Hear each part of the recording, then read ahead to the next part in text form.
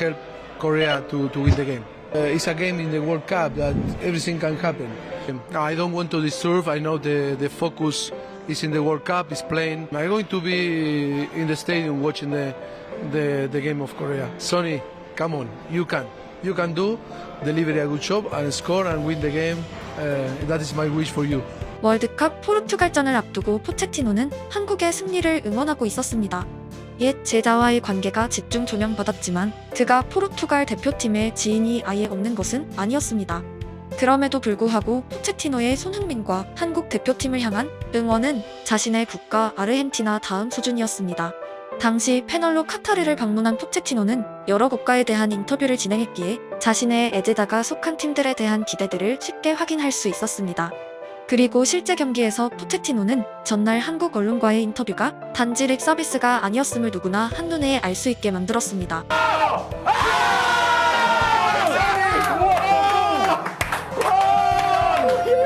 축구계에는 약팀이 강팀을 이기는 순간을 즐기는 사람들이 많습니다. 하지만 당시 포체티노는 다른 패널들과 비교해도 확연히 더 기뻐하고 있었고 그의 손은 마치 토트넘 시절을 연상케 하는 액션이 동반되어 있었습니다. 포체티노라는 사람의 캐릭터를 보여준 월드컵이었고 그의 전술적 역량 이전에 친근한 감독이라는 주석이 붙어온 이유가 설명되었습니다. 그는 선수들과 직장 동료 이상의 감정을 공유하는 사람입니다. 그는 무리뉴나 펩과 달리 프레스가 사랑한 감독은 아니었습니다. 그의 언어는 말 그대로 솔직함 그 자체입니다. 상대를 자극하거나 팀의 동기부여를 인터뷰를 통해 도모하는 유형은 아닙니다. 하지만 그가 펩에게 강한 불쾌감을 드러냈던 몇 번의 일화 중 대표적인 예시는 바로 펩이 토트넘을 해리케인 팀이라고 표현했을 때입니다. No, I'm not going to say Harry team, otherwise Pochettino will be still grumpy and upset with me, and I don't want it. On behalf of Manchester City, I can say congratulations for this incredible Milestone. He's an exceptional player, not just a top goal scorer. 그의 솔직한 성격이 더욱 극대화된 인터뷰는 최근입니다. 스카이 스포츠는 토트넘과 첼시에 대한 애정을 비교하는 짓궂은 질문을 던졌고 감독들의 뻔한 대답이 아닌 다소 의외의 대답이 나왔습니다. 나는 거짓말을 못한다. 첼시에 부임한 지 이제 5개월이 되었다. 언젠가 첼시를 토트넘 수준으로 좋아하게 되길 바라지만 현재 상황을 보면 쉽지는 않다. 첼시 팬들의 입장에선 비판을 가해도 무리 없는 인터뷰입니다. 토트넘의 감독이 이전 소속팀과 경기를 앞두고 이전 팀이 더 좋다는 인터뷰를 진행했다면 북런던의 팬들도 마찬가지 반응일 것입니다. 첼시의 감독 포체티노가 자신이 더 좋아하는 팀 토트넘을 상대하게 되는 오프닝이 발생한 것입니다. 하지만 작은 반전이 있다면 현재의 토트넘은 그가 감독으로 있던 팀과 전혀 다르다는 것입니다. 눈에 띄는 첫 번째 차이점은 선수단입니다. 그가 가르쳤던 대부분의 선수들이 팀을 떠났습니다. 심지어 무사 덴벨레를 비롯해 은퇴한 선수들도 있습니다. 우리의 기억력은 불과 얼마 전 데스크가 춤추던 시절을 생생히 담고 있지만 시간은 너무나도 빨리 흘러 있습니다. 그에겐 낯선 토트넘, 손흥민은 남아 있습니다. 그가 직접 영입한 선수, 팀의 막내 그룹의 일원이었던 선수, 감독으로 데뷔한 이후 자신에게 가장 큰 영광의 시간을 안긴 선수 손흥민과 포체티노의 관계는 특별했습니다. 그 어리던 선수가 이제는 팀의 주장이 되어 자신의 골문을 노리고 있습니다. 포체티노가 손흥민을 처음 발견한 시기가 21살 때임을 알고 계신가요? 시간을 돌려 군면제를 받기 전 손흥민의 시계가 빠르게 흐르던 시절이 있었습니다. 당시 손흥민의 감정은 언론을 통해 직접적으로 이야기되진 않았지만 포체티노 감독이 대신 그의 심정을 전한 기억이 있습니다. It's a subject that we talk a lot. He was worried, and of course, he want to deliver that victory and want to win because he want to avoid. Of course, we are positive and hope that he can score and win. That is the most important, and avoid and be happy and enjoy his career here with us. 리우 올림픽에서 메달 획득을 하지 못한 당시 손흥민에게 아시안게임의 비중은 엄청났습니다. 당시 그는 만 26세였고 미필자 신분으로 국외 여행 허가는 2019년 7월까지였습니다. 즉 2018년 아시안게임 금메달을 획득하지 못했다면 현재는 상상하기 힘든 완전히 다른 미래가 펼쳐졌습니다.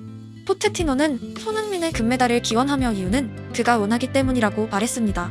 토트넘을 위해 우리를 위해가 아니라 그가 원하기 때문이라는 표현은 작지만 큰 표현입니다. 순간적인 언어 능력에는 그 사람의 성향이 담겨 있습니다. 해당 주제를 손흥민과 여러 번 대화했다는 포체티노의 감정은 팀의 주포를 잃을지도 모른다는 불안감이 아니라 지인의 걱정이었습니다. 한국 언론은 자주 포체티노를 큰 형 리더십으로 명명했습니다. 하지만 축구계의 감독이 형 같은 존재인 것이 항상 좋은 의미로 작용되는 것은 아닙니다. 때론 카리스마형의 감독이 팀을 장악하곤 합니다. 퍼커슨이 그랬고 펩과 무리뉴가 그랬습니다. 포체티노는 파리 생제르맹에서 스타 선수들을 장악하지 못했다는 꼬리표가 붙었고 그의 커리어에 악영향으로 남게 되었습니다. 하지만 적어도 손흥민과 포체티노의 관계는 팀에 긍정적으로 작용됐고 손흥민이 볼프스부르크 이적을 결정했을 때 그를 설득한 일화 또한 잘 알려져 있습니다.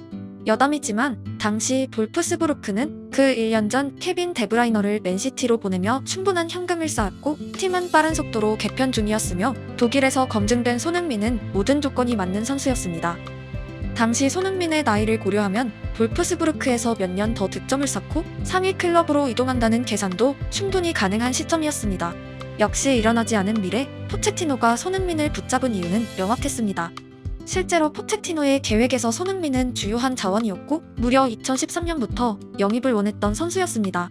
함부르크 시절인 21살의 손흥민이 포체티노가 원한 최초 지점입니다. 그는 손흥민의 포텐셜과 발전 속도, 장단점을 완전하게 알고 있는 감독입니다. 레버쿠젠에게 뺏겼던 손흥민을 토트넘에 부임하고서야 영입했고 겨우내 획득한 선수를 다시 볼프스부르크로 보내기 싫었던 마음은 당연한 심리였습니다. 그리고 그는 손흥민에게 약속을 지켰습니다. 토트넘에 남은 손흥민의 출전 시간은 늘어났고 손흥민은 결과로 증명했습니다. 이후 이야기는 모두가 아시겠지만 EPL의 아이콘 중 한 명이 되고 2023년 여전히 그의 커리어는 현재 진행형입니다. 포체티노가 발견하고 데려오고 붙잡은 손흥민은 여전히 토트넘에 있습니다. 하지만 포체티노는 떠났고 상대팀으로 그가 토트넘에 안긴 선물 손흥민을 만납니다.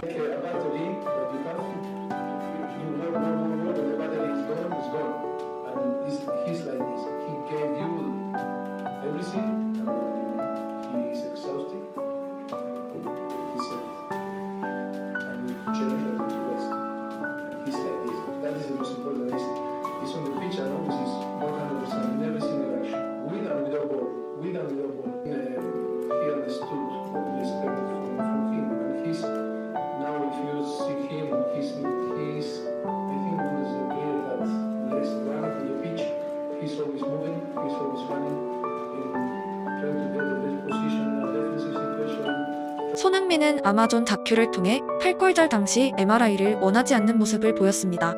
보통 사람들은 아플 때 빨리 발견하고 치료하고 싶어 합니다.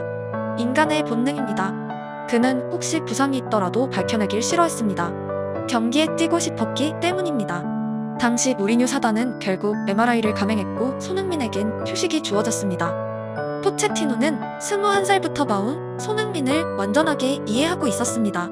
언제나 모든 걸 쏟는 선수와 선수를 보호하는 감독의 만남은 그래서 특별했습니다. 힘들 때는 격려를 했고 무리할 땐 휴식을 주었으며 떠나서도 승리를 빌어주었습니다. 그들의 관계는 감독과 선수 이전 우리가 생각하는 이상적인 인간관계였습니다. 그리고 함께 추억을 쌓았으며 감정을 공유했습니다. 함부르크 손흥민 그렇게 10년이 흘렀습니다. 이야기는 끝나지 않았고 새로운 지점에서 새로운 챕터가 오늘 새벽 시작됩니다. 토트넘의 주장 손흥민이 오래된 형과 그들이 가장 좋아하는 축구로 재회합니다.